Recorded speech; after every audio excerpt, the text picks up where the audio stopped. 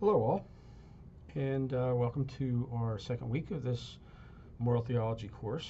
And this week we're going to speak about the history of moral theology as it was through the time of Christ, as it was through the time of Aquinas, as it is today. And I think it's just a really important exercise for us because moral theology just didn't happen. It was, and it is, and it will be more and more and more reflective of the society and where the society is going.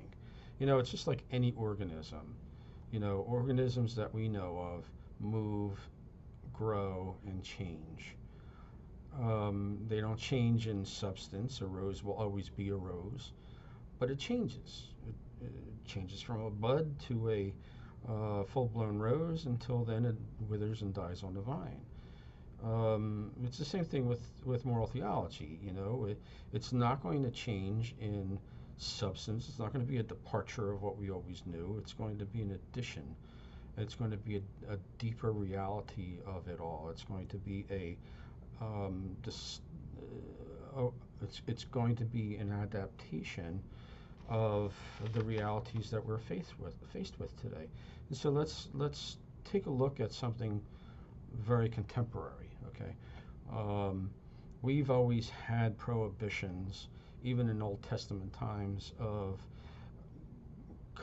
making our marital act something that is going to be sterile. We've see this in the Sin of Onan, if you will.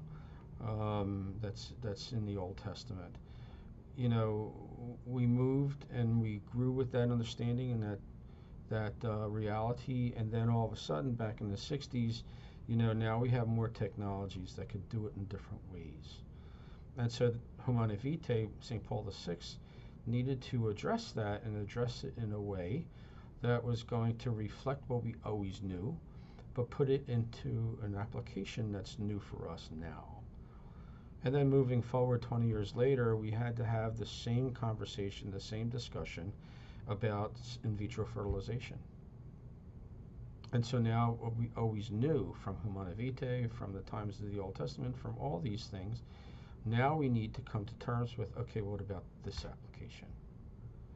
And so now we bring everything into the present day reality and say, no, we can't be doing that for this reason, for that reason, for the other reason. And so moral theology has to grow. It has to move. It has to change. Never in substance or essence, but in the realities of the time. So I think this is going to be a very important reflection for us all this week, because it'll give us a context from which we can move into a deeper study of moral theology. And so I ask that, after you view this video, if you would not listen to the other things first and answer the prompt.